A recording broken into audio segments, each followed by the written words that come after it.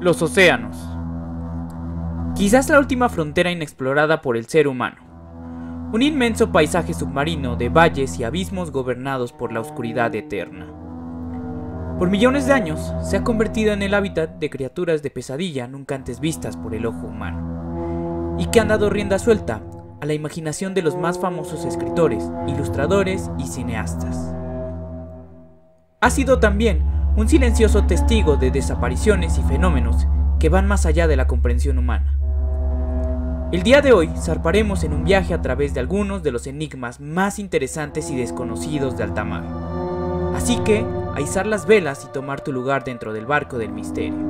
Así comienza La Noche Paranormal.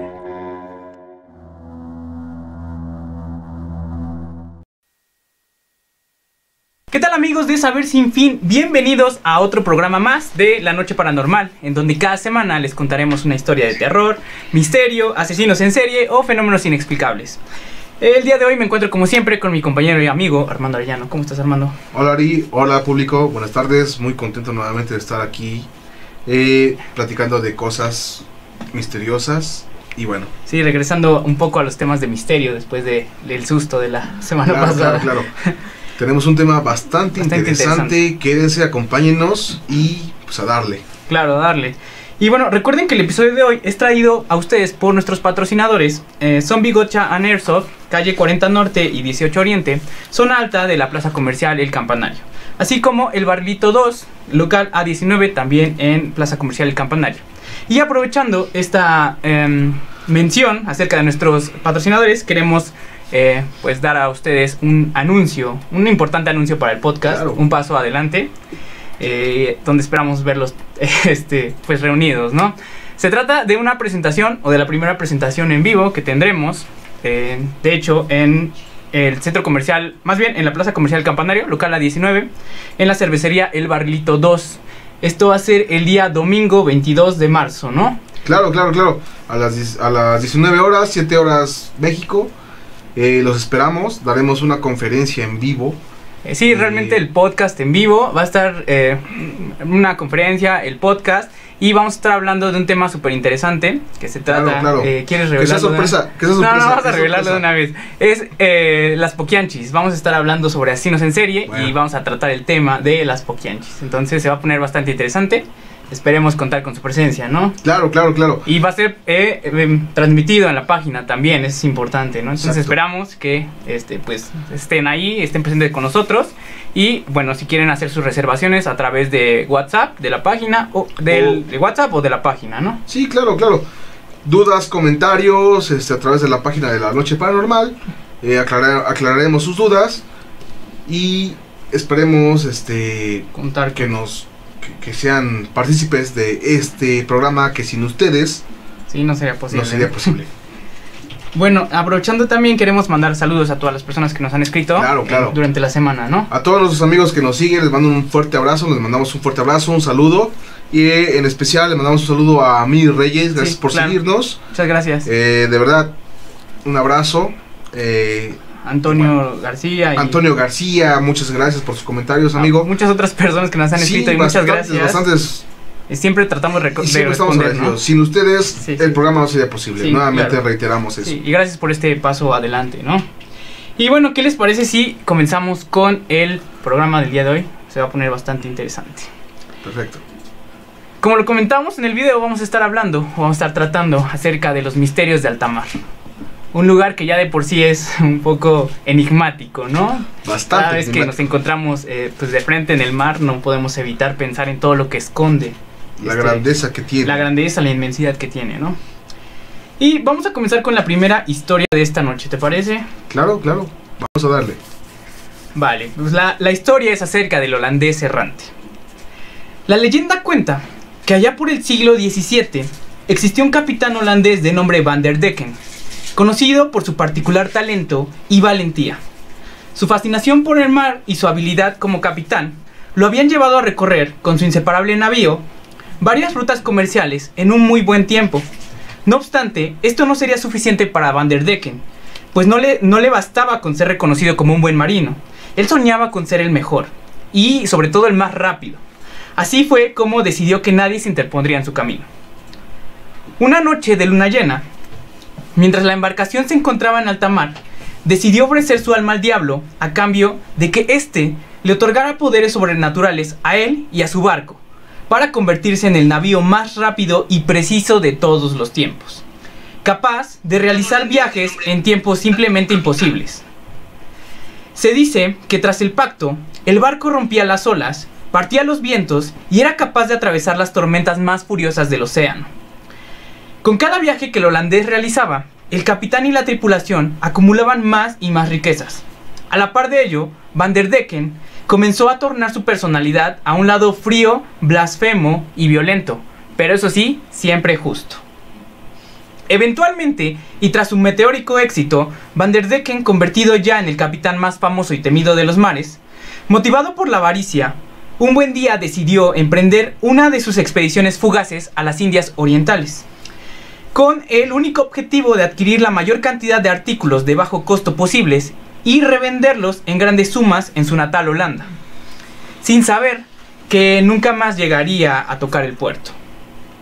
Resulta que en medio del viaje, el holandés se vio sorprendido por una fuerte tormenta, algo que al principio no alarmó a la tripulación ni a su capitán, puesto que estaban acostumbrados desde hacía un tiempo a enfrentarse a furiosas tormentas, saliendo siempre airosos e ilesos.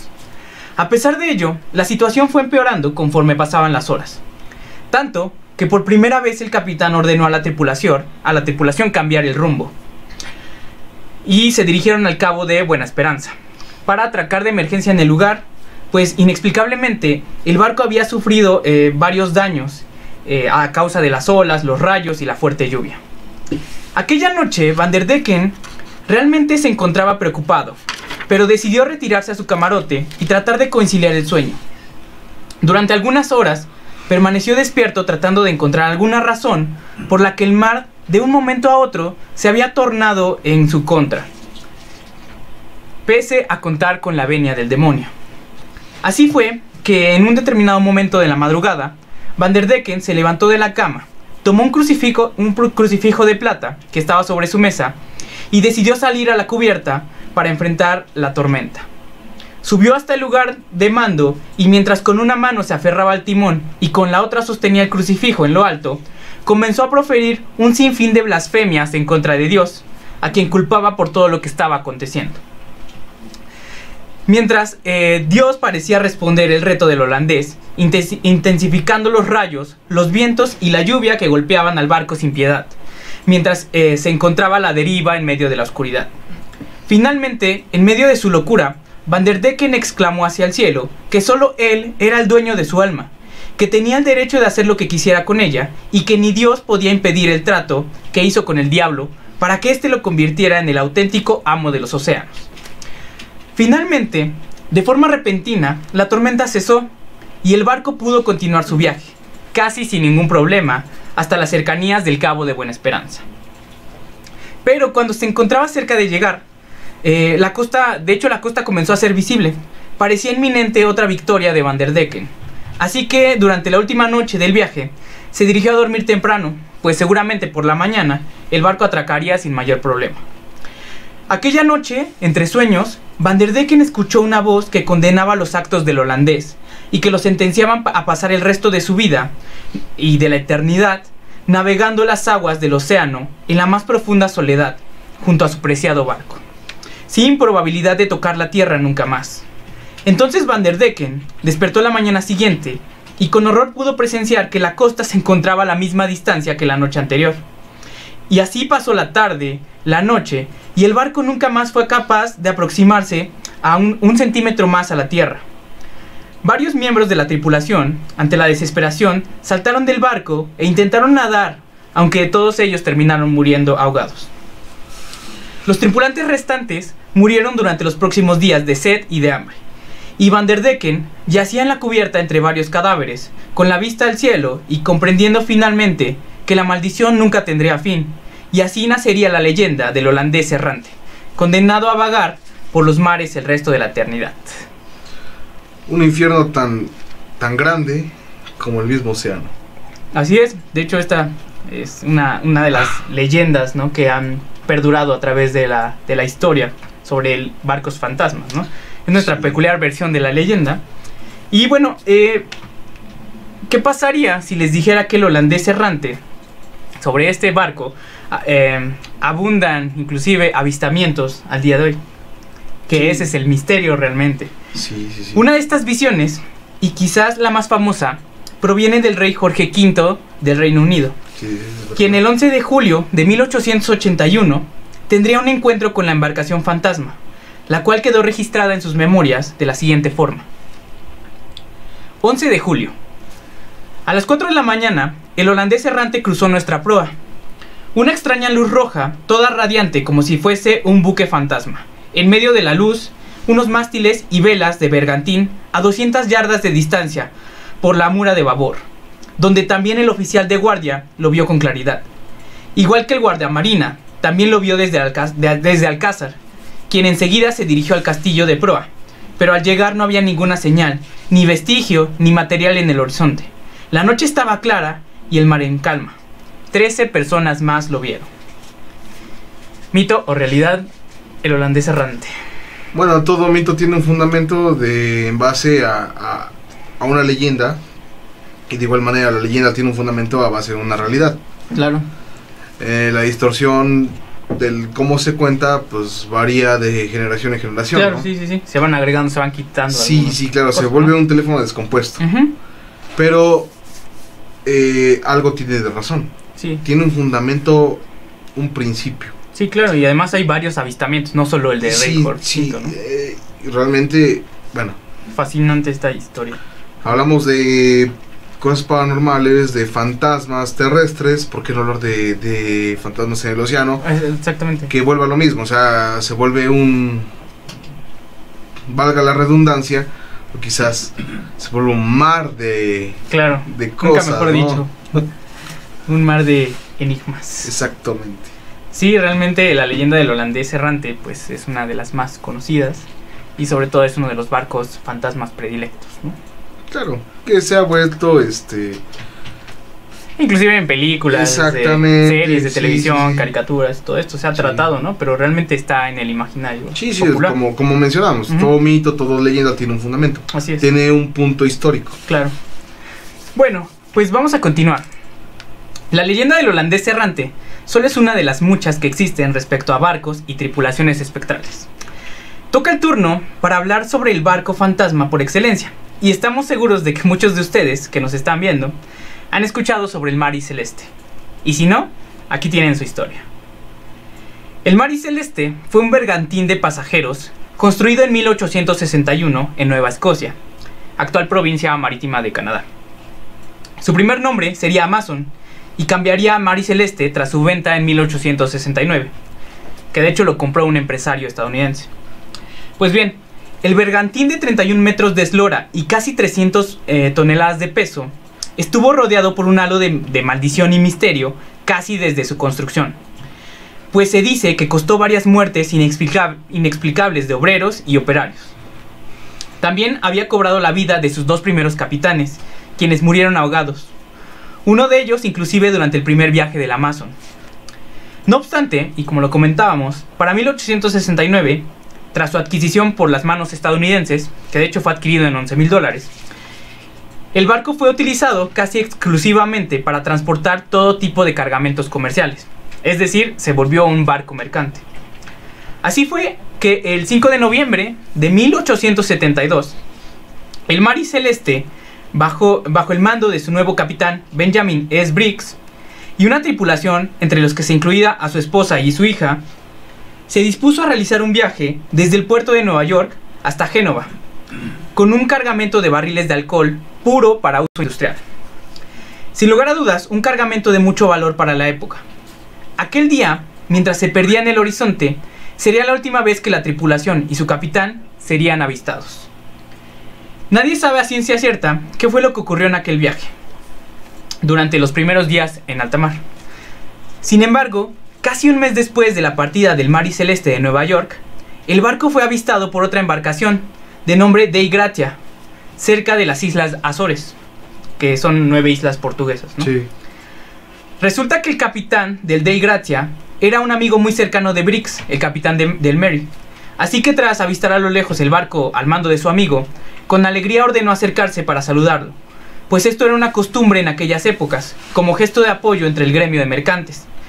De hecho, hay que recordar que pasaban, aparte de que pasaban meses aislados en los viajes y todo esto, sí, se tenían que cerciorar de que todo estuviera bien, ¿no? Y que, por ejemplo, esas eran rutas frecuentadas por piratas. O comerciales también, ¿no? Comerciales y frecuentadas también por piratas, por lo mismo, ¿no? Entonces sí, se acercaban e intercambiaban información, ¿no? Acerca de que, ok, vi a este barco pirata o no te vayas por esta ruta. Sí, no era tanto como publicar es que tal zona hubo tal avistamiento. Exactamente. O sea, nada más era como que un contacto si te encuentro, ¿no? Sí, de hecho era, bueno, una información valiosa para ese momento. En ese entonces también. Sí, claro. Cuando el Dei Gratia se encontraba a unas cuantas millas náuticas del Mary, la alegría del capitán se tornó poco a poco en preocupación, pues mientras se acercaba, podía observar que no había movimiento alguno en la cubierta del Mary, y el barco parecía no tener un rumbo fijo. De inmediato ordenó a una pequeña comitiva de marineros que abordaran el Mary Celeste para averiguar lo que estaba sucediendo. Cuando la pequeña comitiva logró subir a la cubierta del Mary, comenzaron a inspeccionar minuciosamente cada rincón del bergantín, en busca de señales de vida, pero no lograron encontrar nada. Poco a poco se fueron adentrando en el barco y se encontraron con un panorama sumamente extraño y casi irreal. Todo parecía estar en orden con el Mary.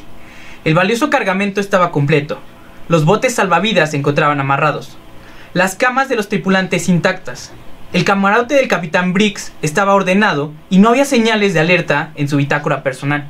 La última anotación, de hecho, provenía del 24 de noviembre, o sea, unos días antes, y donde decía que básicamente el mar estaba revuelto, pero algo normal, ¿no? Que tampoco era nada alarmante. El camarote reservado para su familia se encontraba poco menos que impecable. La ropa que llevaban consigo su esposa e hija estaban debidamente ordenada, limpia y guardada en los cajones junto a las joyas y algunas barras de oro. Entonces decidieron echar un vistazo a la bodega de víveres del Mary, y aún había comida y agua suficientes para varios meses. Cuando la comitiva volvió al Dei Gratia y le contó a su capitán acerca de lo que habían encontrado en el interior del Mary, el capitán quedó atónito ante la situación y no podía explicarse cuál era el motivo de la desaparición de su amigo y la tripulación entera en medio del océano, y sobre todo bajo circunstancias tan extrañas. Así pues, tomó la decisión de remolcar al Mary y a su valioso cargamento hasta la costa de Gibraltar, en donde se examinó minuciosamente durante varios días, para intentar dar explicación acerca del paradero de la tripulación, pero no lograron hallar ninguna explicación plausible, pese a que se manejaron varias hipótesis. Desde el ataque de un antiguo monstruo marino, conocido como Kraken, pasando por un hipotético ataque pirata, y terminando con un motín originado por una borrachera descontrolada entre los marineros de la embarcación. De hecho, esto se manejó por el alcohol que llevaban, pero como era de uso industrial, pues no se podía tomar, ¿no? Realmente. Bueno, de las dos teorías creo que ninguna es sensata. No, tomando en cuenta las investigaciones o el peritaje que se realizó dentro del barco, ¿no? Tanto por si hubiese sido un ataque de piratas, se llevan todo lo que es la mercancía, se llevan toda la ropa, se lleva todo la comida, ¿no? Del oro, exactamente. Las joyas, todo esto. Hubiese existido rasgos de sangre por alguna otra persona que se llegó a resistir. Sí. Porque prácticamente es un atraco. Sí, exactamente, pues es un robo, ¿no? Hablamos de una bestia mitológica como el Kraken. Podría ser también. Pero el barco no tiene ningún daño considerable, exactamente, sí. ¿no? Entonces aquí pasó algo que todavía no existe lógica, no tiene lógica el cómo desaparece una tripulación completa, sin sus víveres, sin su ropaje, sin nada. Sí, no, y sobre todo también que los botes salvavidas estaban amarrados en su lugar. Sin que haya un aviso de escapar. Sí, no había algo eventualmente que sea peligroso. Exactamente, no había ninguna señal. Inclusive se dice por ahí que el alcohol empezó a derramarse en algún punto, ¿no? que empezó a derramarse y que tal vez esto pudo provocar como miedo entre los marineros porque se encendiera y explotara el barco, entonces ellos habían saltado. Pero de hecho investigué más sobre esto, cómo se transportaba este tipo de alcohol industrial, y encontré que se transportaba en barricas de madera y no en recipientes de cristal. Y de hecho estas barricas se mojaban constantemente para evitar ese tipo de cosas, ¿no? Para evitar sí, alguna chispa o algo que pudiese provocar un incendio. Sí, claro. Sí, es bastante no extraño. Se encuentra una logística aceptable. Exactamente. Para que una tripulación completa, o sea, tuvo que haber algún rasgo, alguna señal de que alguien tuvo que pelear por no irse, ¿no? Aquí hablamos quizás, vámonos a lo extremo, vámonos a una hipótesis. Claro. Supongamos que dentro de alta mar esta gente estuvo hipnotizada.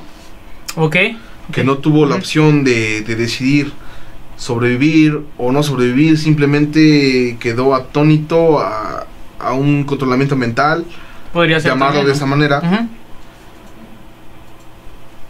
Ya sin el instinto de pelear. Y de alguna forma abandonaron el barco. Incluso a propio pie.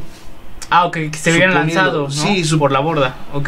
Bueno, pero es sumamente extraño, ¿no? Es una hipótesis más extraña a lo que te puede decir lo que es el peritaje convencional, ¿no? Bueno, digo, al fin y al cabo nunca se encontró la causa real sobre lo que provocó. Sin embargo, lo más irreal suena ser un poco más sensato. Claro. Por el hecho de que no hubo, como vuelvo a repetir, no hubo pelea, no hubo nada que el barco estuviera dañado. Sí, no se les sacaban los víveres, no. Los víveres estaban todavía ahí. Un ataque de piratas, los piratas lo primero que se llevan es el oro, las mujeres. Sí. Y hubo una masacre, ¿no? Porque pues obviamente, pues si te llevas a la mujer de alguien, pues... Sí, seguramente se va a armar un revuelo, ¿no? Pero aquí el crimen fue bastante limpio. Claro, bueno, no sabemos si fue crimen o desaparición. Algo pasó en aquella noche en el Mary Celeste, pero nadie sabe. Aquí el punto importante es que de parte de la tripulación no hubo una pelea. Sí, no hubo ninguna para defenderse pelea. O no hubo algo para oponerse. Simplemente fueron teletransportados, llevados, etcétera, no sé cómo llamarlo. Abducidos. También podría ser.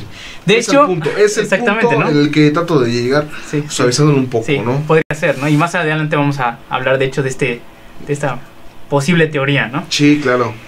Inclusive el capitán del Dei Gratia, como decíamos, que era amigo del capitán de Mary Celeste, de Briggs, llegó a ser considerado como sospechoso, pues se pensó que había acordado el fraude con Briggs para cobrar el seguro del Mary.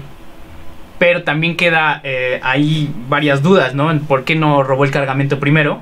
Lo vendió y luego lo llevó llevó el barco para cobrar el seguro, ¿no? Pero bueno, son muchas de estas cosas o cabos sueltos, ¿no? Que quedaron.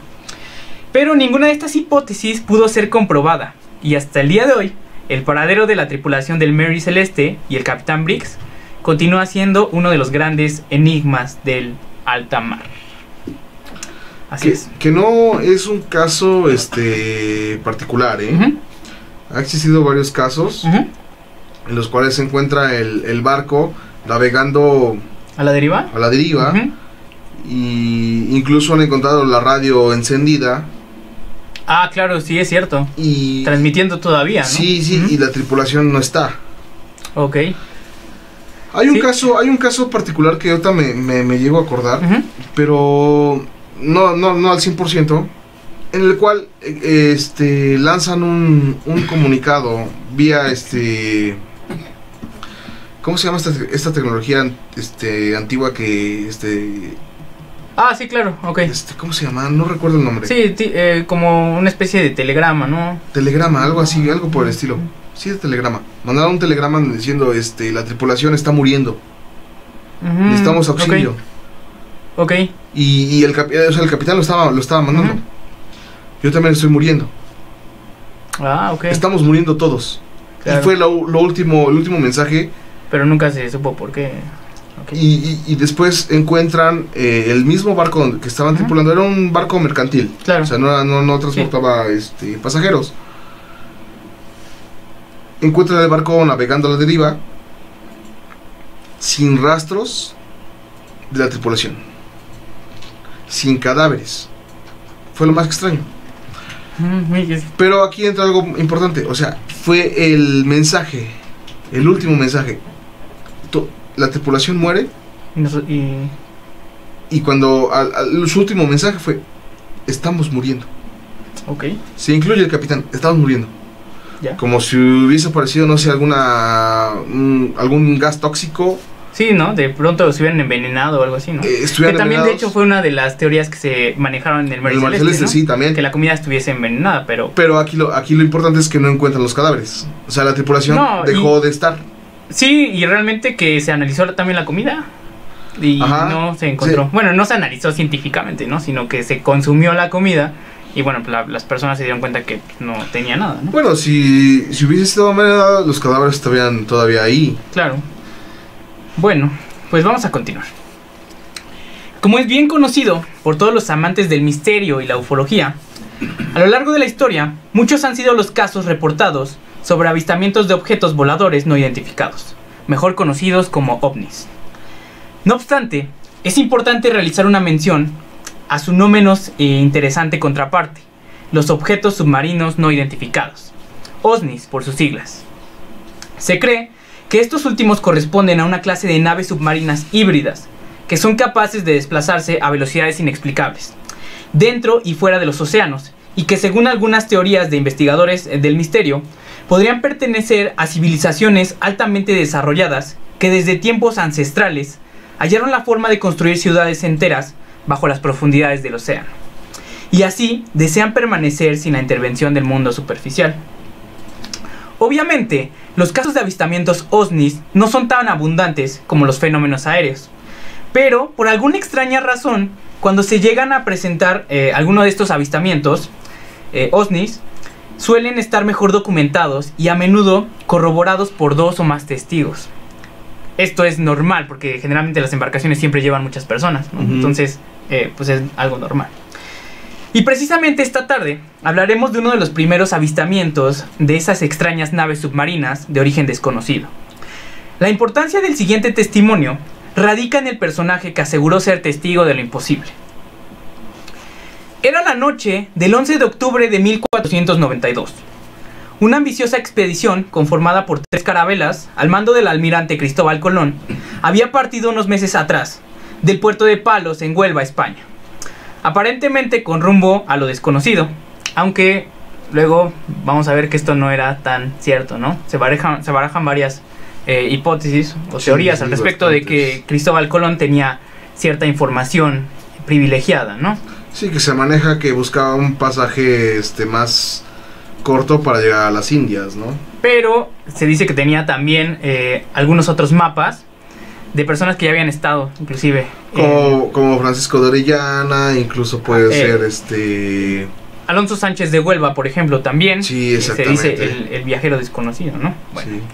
Aquella noche, cerca de las 10 horas, de pronto Colón pudo avistar en medio de la oscuridad del océano una serie de esferas de fuego emergiendo del océano y elevándose en el aire hasta una altura considerable, hecho que de inmediato registró en su bitácora de viaje, pues aquella no era la única vez que había presenciado un fenómeno de tal magnitud. Casi un mes antes había sido testigo de un fenómeno similar, mientras se encontraba navegando sobre las aguas que comprenden el famoso Triángulo de las Bermudas. En esa ocasión, Colón junto a su tripulación presenciaron un fenómeno que describieron como un gran racimo de fuego ingresando de golpe en el océano. Pero regresando al segundo avistamiento del día 11 de octubre, esta vez el fenómeno pudo ser presenciado por más tripulantes de la embarcación, quienes extrañados preguntaban uno al otro sobre su opinión respecto a lo que estaba aconteciendo. Según las anotaciones del propio Colón, las luces se podían observar en el horizonte a no más de 17 leguas, es decir, 80 kilómetros más o menos en línea recta. Como es de imaginarse, la visión duró solo unos cuantos segundos, y alguno que otro tripulante pensó que podrían tratarse de señales divinas, indicando por fin la dirección para hallar la tan ansiada tierra firme. Recordemos que para ese momento ya llevaban varios meses, ¿no?, de viaje, y los víveres pues ya estaban agotados. Otros solo tacharon la extraña visión, o la achacaron más bien al hartazgo y cansancio del larguísimo viaje que parecía interminable. Lo cierto es que cerca de 4 horas después del avistamiento, Rodrigo de Triana, quien fungía como vigilante aquella madrugada, sobre las 2 de la mañana, y avistando hacia la misma dirección en que se habían presentado el fenómeno, por fin pudo divisar la Tierra en el horizonte, a tan solo unos 10 kilómetros de distancia. Se trataban de las Islas Bahamas. Y así, Colón y su tripulación había descubierto el Nuevo Mundo. No obstante, esta no sería la última vez que Colón tendría encuentros con aquellas luces, pues en posteriores viajes entre ambos continentes registraría en sus bitácoras un par de avistamientos más de lo que hoy en día podríamos interpretar como ovnis. Así que en cierta forma podríamos decir que estas extrañas naves submarinas de alguna extraña manera jugaron un papel importante en el descubrimiento del Nuevo Mundo. ¿Cuáles son sus comentarios al respecto? Déjenlos ahí en la cajita de comentarios. Creo que es una teoría bastante interesante y sobre todo que está registrada en las bitácoras de Colón. Suena mucho a... Cambiando de tema, suena mucho a lo que es cuando los Reyes Magos llegan a Belén, ¿no? Ah, sí, que algo los guía, ¿no? La estrella, ¿no? La estrella de Belén. Bueno, podría ser también esa. Bueno, parecido, ¿no? Un símil, ¿no? De esta historia. Sí, extrayendo completamente del contexto.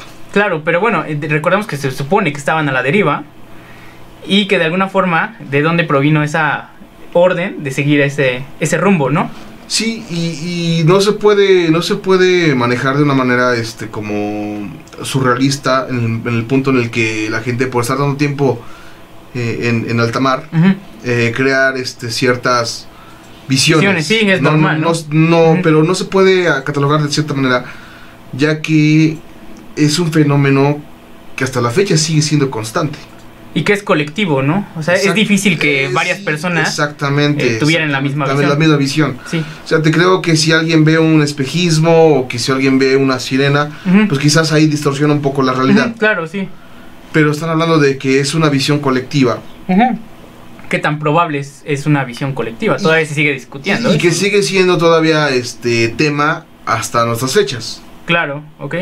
Entonces no podemos dejarlo nada más como que fue un espejismo dentro del mar, ¿no? Como los que se han dicho muchas veces que ocasionan en el desierto, ¿no? Que vienen, si no con la misma inmensidad, pero sin, o sea, imagínate que la gente que está tripulando, sí, claro,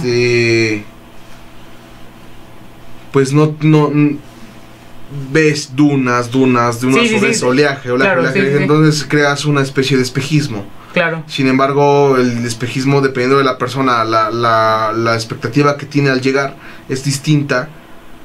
Es a proporción de cada quien. Ok. Sin embargo, si se vuelve colectivo es porque algo realmente pasó. Sí, o sea, tiene que ver mucho más con la necesidad de la persona que tenga la visión, ¿no? Exactamente. En el caso de que estabas planteando sobre el desierto, sería pues conseguir agua. Exactamente. ¿No? Por eso se dan esas visiones las visiones de oasis, un lugar tropical. Pero en el mar, ¿qué te podrías imaginar, no? O sea, podría ser la tierra firme, por un lado, ¿no? Ok, sí, exactamente. Pero si encuentras una luz, o sea, no tiene relación. No tiene fundamento, exactamente. Está muy buena esa analogía. Bueno, pues bien, ahora viajaremos en nuestro barco del misterio hasta uno de los lugares más enigmáticos del océano. Quizás la zona que ha provocado más pérdidas de vidas, embarcaciones y aviones. Se trata de la zona comprendida entre las Islas Bahamas, Puerto Rico y Florida. Una extensión de océano de cerca de 1 millón de kilómetros cuadrados, y que conforma un triángulo imaginario en el cual hasta el día de hoy tienen lugar una serie de fenómenos inexplicables para la comunidad científica. Se le conoce como el Triángulo del Diablo o el Triángulo de las Bermudas.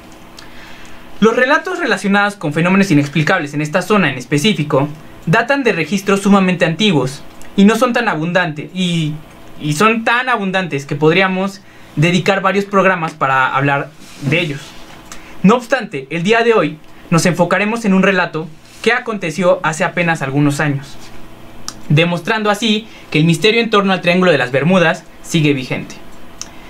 Aconteció el 29 de octubre de 2009, cuando Thomas Brown, un exitoso empresario de 56 años, dedicado a la construcción de piscinas, abordó su pequeño yate desde un puerto en Florida y se dispuso a dar un pequeño paseo mar adentro por un par de horas.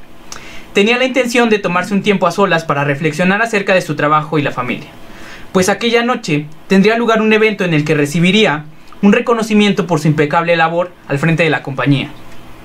Así que dejó una nota en su casa avisando a su esposa sobre el plan e indicando que volverían unas cuantas horas para alistarse y acudir juntos al evento. Lamentablemente, tendrían que pasar mucho más que un par de horas para que Thomas pudiese regresar a casa. Resulta que el plan de Thomas parecía transcurrir con normalidad. Abordó su yate y se adentró algunas millas en el océano. Entonces encontró una zona tranquila en medio del océano. Apagó el yate y se dispuso a descansar. Así transcurrieron algunas horas. Finalmente, cuando comenzaba a caer la tarde, Thomas decidió que era momento de regresar. Así que intentó encender de nueva cuenta el motor del yate para regresar a la costa. Pero este no respondió. Así transcurrieron varios minutos mientras Thomas intentaba una y otra vez dar marcha a la maquinaria del bote, pero todos sus intentos fueron infructuosos.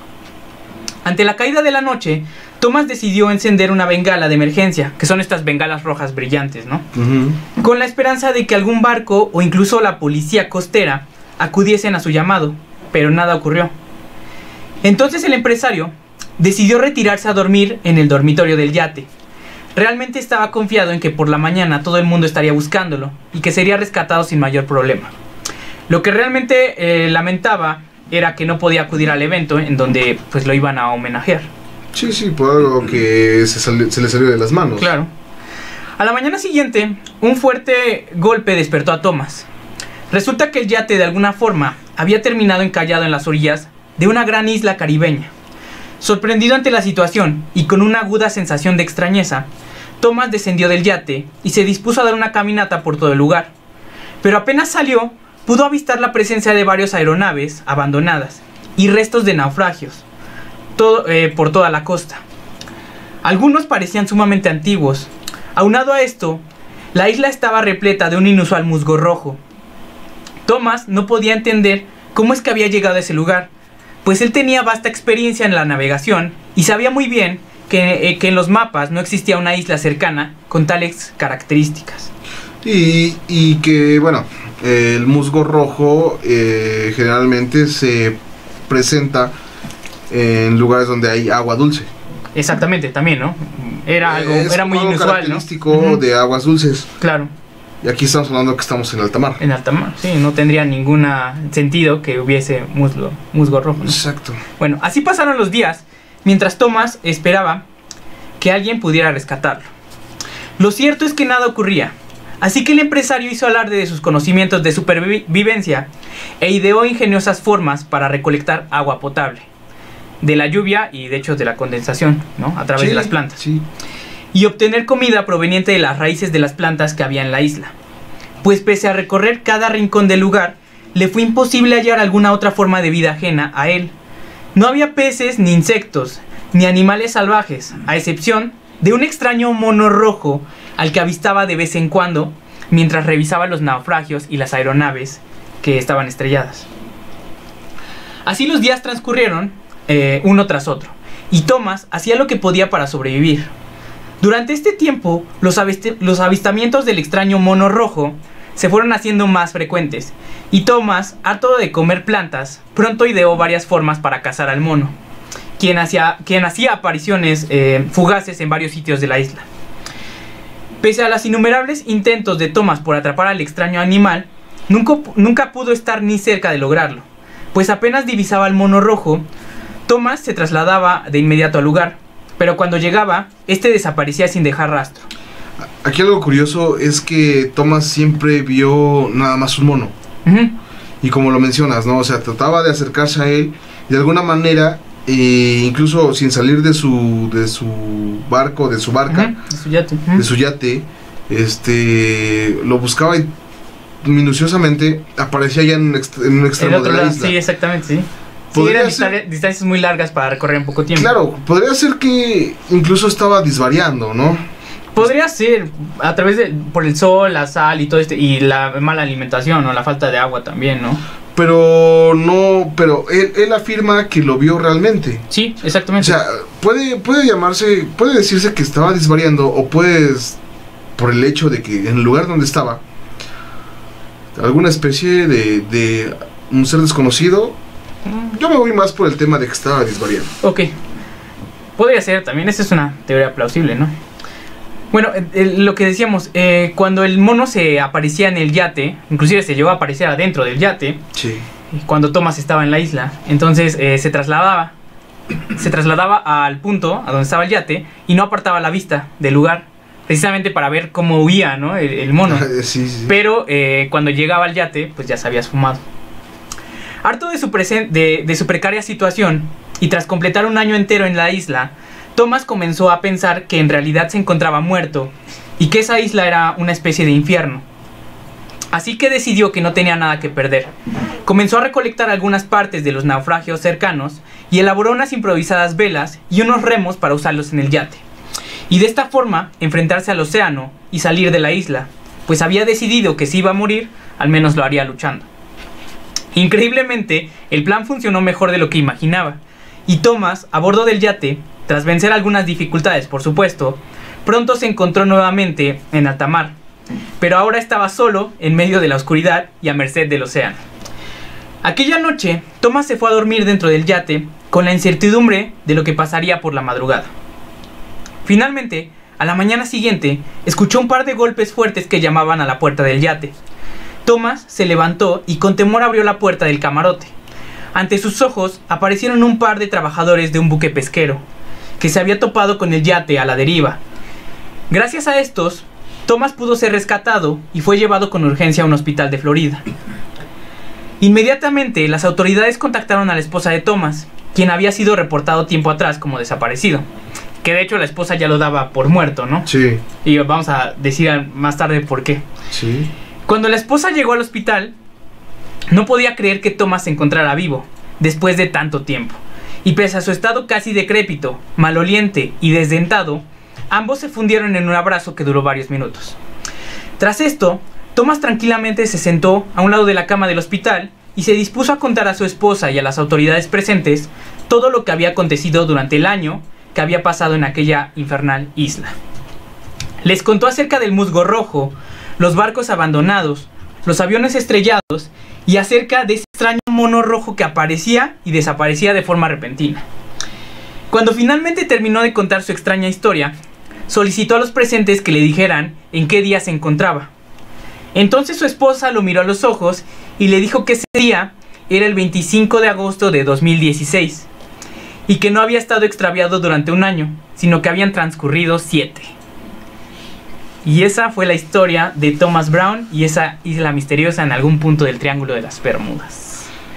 Sumamente curioso y que tiene que ver mucho igual con realidades alternas, ¿no? Sí, sí, como alguna especie de donde el tiempo se detiene. Ajá, claro. Hay una historia relacionada, en la Segunda Guerra Mundial, donde pilotos de aeronaves pasan por encima del Triángulo de las Bermudas. El vuelo 19. Exactamente. En el cual se pierden en el tiempo. Ah, ok. Sí, claro, sí, exactamente, sí. Incluso hubo nuevos cargueros que los seguían para rescatarlos y pasa también lo mismo, se ¿no? perdieron, sí. O sea, digamos, quizás estamos en un vórtice. En un vórtice temporal. Exactamente, donde el tiempo sigue transcurriendo a las personas, a los tripulantes. Ok. Sin embargo, ya pasó décadas, años, o lo que pasa con Thomas, o lo que pasó con Thomas.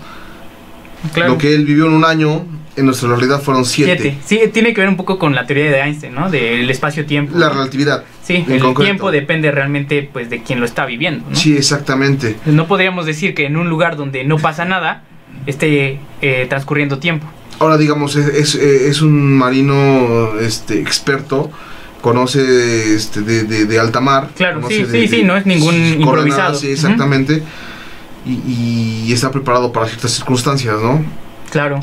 por algo es que se da su autorrescate, digámoslo de esta manera. Sí, ¿no? ok, sí, claro. Tiene la capacidad para intentar algo así, ¿no? Para sobrevivir por un año, ¿no? Creo que alguien amateur, alguien amateur pues, hubiera padecido en 2 semanas, un mes, 3 meses.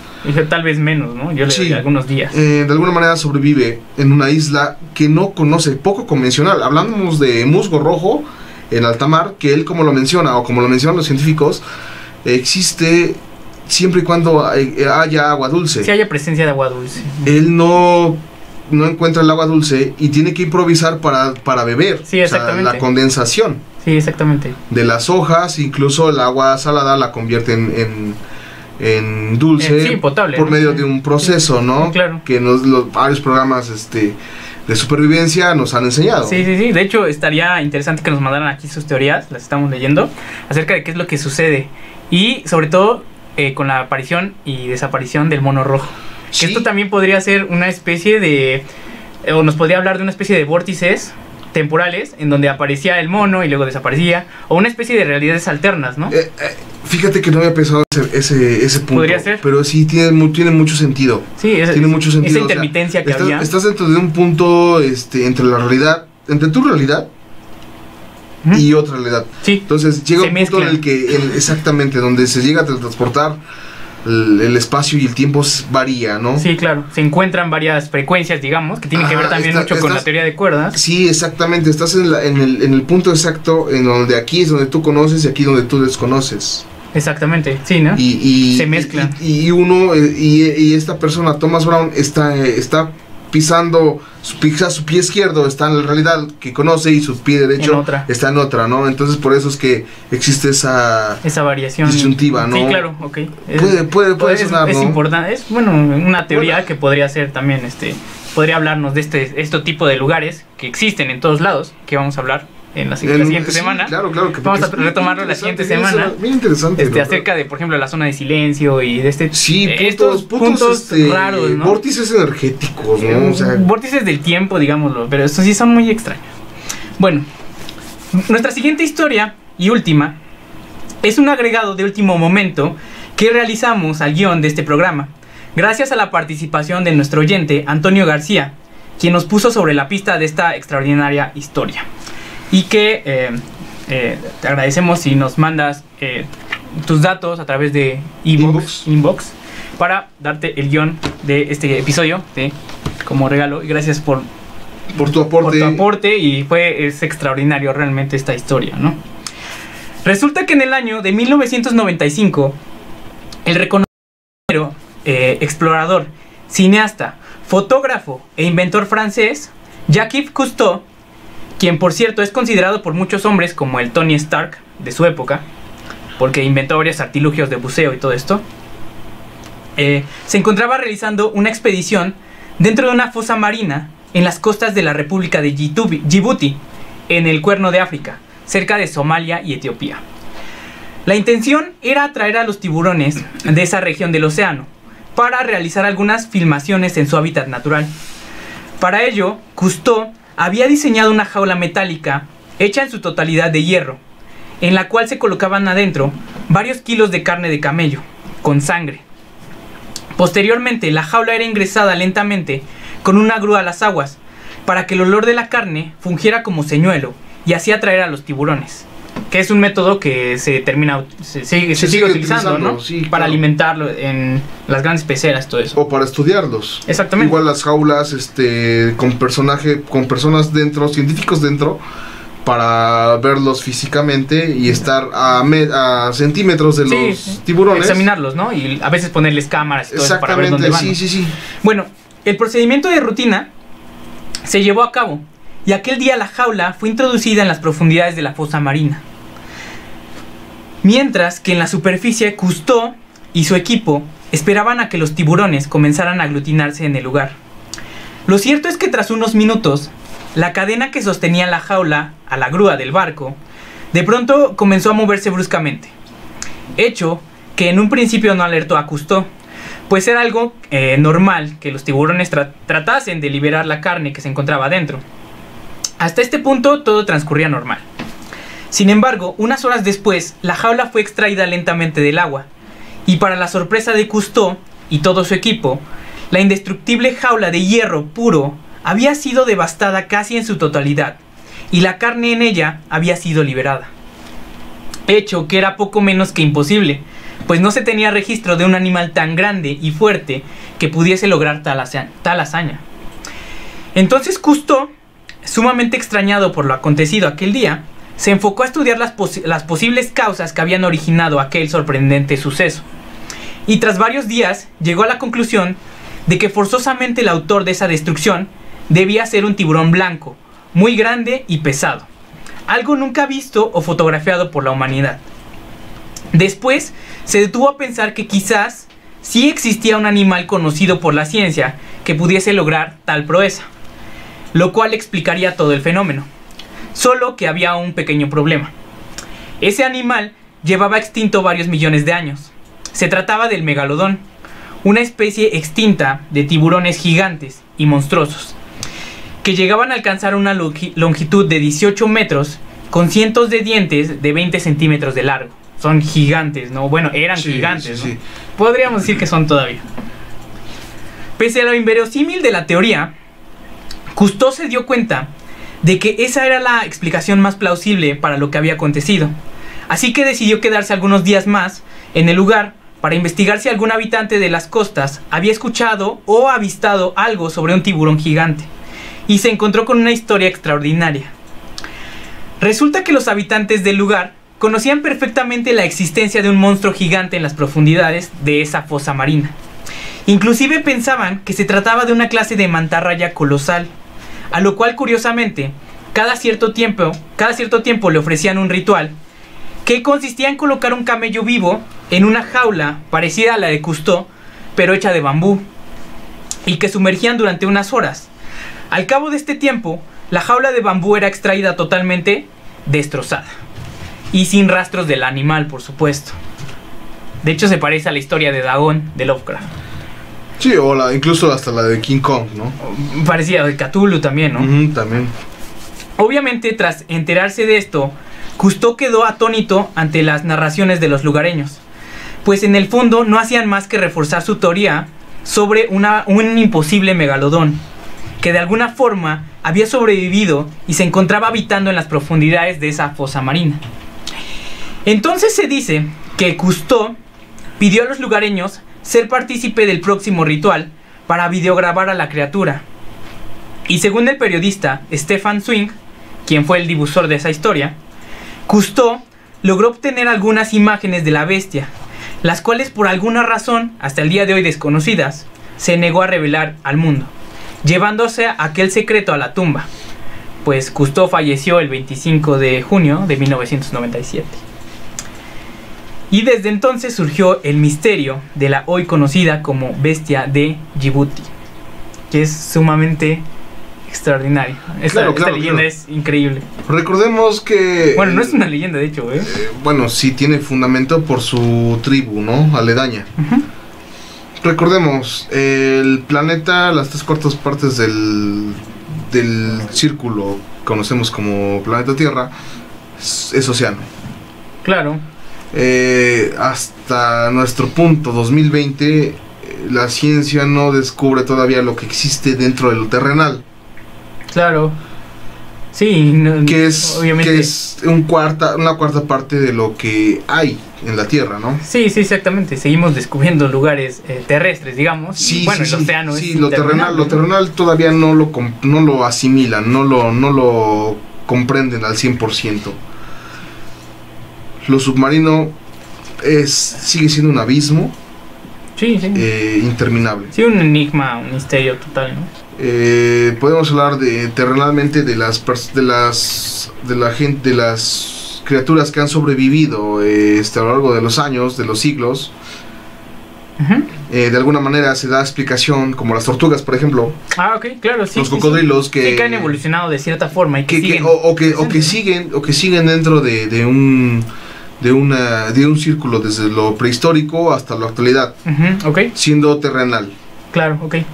Imaginémonos lo que puede haber dentro de los océanos. Es increíble eso, ¿no? Algo realmente sin fin. Claro, de hecho cabe la posibilidad de que existan estos animales o inclusive otros, ¿no? Sí, claro, claro. Colosales y de este tipo, no sé, a lo mejor... Las circunstancias marítimas tienen una situación diferente al terrenal. Sí, claro, ahí todavía es como en el espacio, todo es posible, ¿no? Hasta que no vayamos y estemos ahí y de veras lo estudiemos, que eso va a ser prácticamente imposible. Que no estamos próximos tampoco para descubrir, ¿no? Es imposible, ¿no? Realmente la presión que conlleva ciertos metros en el fondo del mar es inaccesible para los humanos. Sí, claro, no, entonces, no, realmente es algo que todavía va para años investigar lo que son los océanos. Pero sería fascinante que realmente existieran este tipo de animales, ¿no? Prehistóricos, o inclusive se dice también sobre las civilizaciones perdidas y las islas misteriosas, ¿no? En el caso de una historia que nos estaban contando allá afuera de cámaras. ¿Quieres contarla acerca de...? Sí, mira, yo he escuchado mucho de una isla. La conocen muchos como la leyenda de la isla fantasma de Irlanda. La isla fantasma de Irlanda. Conocida como High Brasil. Bueno, esta isla aparece cada 7 años. De alguna manera tiene un camuflaje, o la gente que lo ha visto, o que ha tenido la dicha de verlo, se dice que tiene un camuflaje de neblina. Por eso no es visible normalmente. Exacto, o sea, si se ve una bruma, la cual no es perceptible sino cada 7 años. Ok. O sea, desaparece por completo y aparece. Eso es. Sí. Es lo que mencionan algunas leyendas, ¿no? Claro. Incluso se ha dicho que tiene una circunferencia o una forma poco convencional para una isla, ¿no? Muchos la ven como una forma circular, incluso otros la ven como una forma ovaloide, pero no distorsiona a su perfección. Claro, Y por el medio se dice que tiene un arroyo que lo cruza. O sea, incluso muchas teorías pueden decir que se trata de un OSNI. Un OSNI notriz, como existen los ovnis matrices, ¿no? Claro, Sí, como una especie de nave enorme, ¿no? Extraordinaria. Sí, incluso varios cartógrafos, como por ejemplo la última vez que se cartografió fue en 1865. Fue cuando se denominó como Roca de Brasil, y en 1872 fue la última vez que se le vio. O sea, existen registros en mapas de esta isla. Sí, de hecho, o sea, en algún momento tuvo que ser visible, ¿no? Sí, en el año de 1325 a los 1800 estaba cartografiada, fue cartografiada y fue visible. Bueno, hay leyendas, ¿no? Los que dicen que la tierra prometida para los sacerdotes. Mira, es extraordinario. Hay una versión de un coronel, de un marino, que es un capitán escocés llamado John Nisbet, que la encuentra en alta mar y decide que su tripulación la habite por un día. Lo que cuenta la tripulación es que, primero que nada, el rasgo más importante que vieron es que está habitada por conejos negros de gran estatura. Pero lo llaman como conejos, pero son seres humanoides. Su percepción es que son conejos, pero en realidad no saben qué son. Son seres humanoides. 2 piernas, 2 brazos, orejas largas, como si fuera un ser con orejas largas, una persona con orejas largas, no sé. O sea, lo manifiestan de esta persona. Un humanoide, ¿no? Sí, claro. Extraño.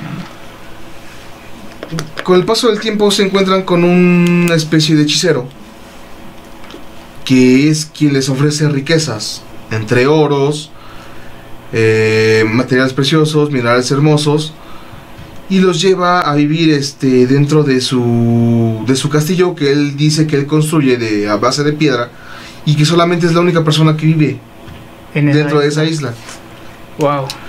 Y hasta ahí se corta toda la comunicación. O sea, ya no hay más de que por qué la isla desaparece. No les comenta nada. Existen muchas teorías en las que se dice que la isla tiene una tecnología bastante amplia para desaparecer cuando ellos gusten. Ok. Muchas personas dicen que es la misma Atlántida Podría tratarse de la Atlántida. O una especie de sobrevivientes de la Atlántida. Ok, muy Incluso existen varios documentales que hablan precisamente de lo que es la isla High Brasil. La isla High Brasil. High Brasil por el nombre, se da el nombre de Brasil por el puerto que sale de Irlanda precisamente, que se llama Brasil. Ah, ok, Brasil. Ok, perfecto.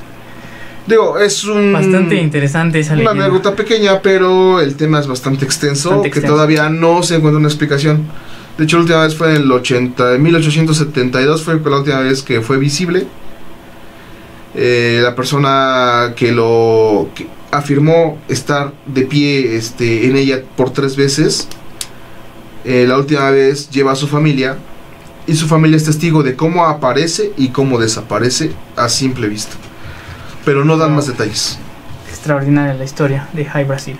Muy extraño. Ahí está la historia de esta isla misteriosa que aparece y desaparece. Claro. Bueno, pues estos fueron tan solo un puñado de los misterios que guardan las inexploradas profundidades oceánicas.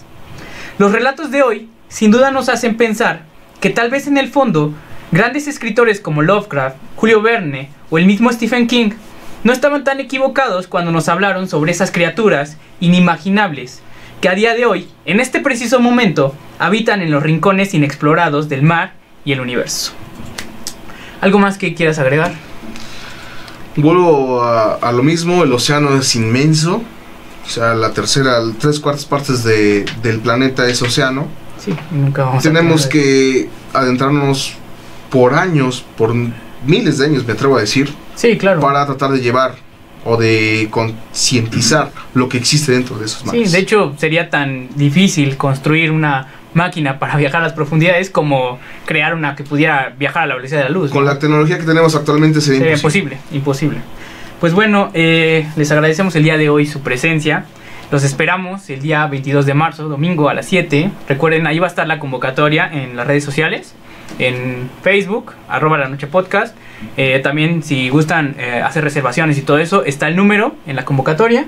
Pueden hacerlo también personales, a través de iVoox, entregas personales de los donativos y todo esto. Bueno, pues esto ha sido... vamos a leer algunos comentarios. Saludos y un fuerte abrazo, Carla Erza. Gracias, Carla. Muchas gracias, Carla. Manda saludos, Pilar Machorro. Pilar, gracias. Muchas gracias por seguirnos. CHEZ. Saludos. Muchas gracias por seguirnos. Marty, Guardam. Bueno. Marty, gracias. Rosa Suárez. Rosa. Estefanía Sánchez. Estefanía, gracias. Oscar Gómez. Gracias, saludos. Oscar. También manda saludos Miri Reyes. Miri, muchas gracias. Gracias por seguirnos. Gracias. También manda saludos César Contreras. César, muchas buenas tardes, muchas gracias por seguirnos. Raúl González. Raúl, un abrazo. Raúl.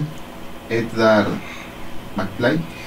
Edgar McFly. Saludos. Excelente nombre ese. Sí, claro. También son los que tengo ahorita. Bueno, pues muchas gracias a todos ustedes por habernos acompañado.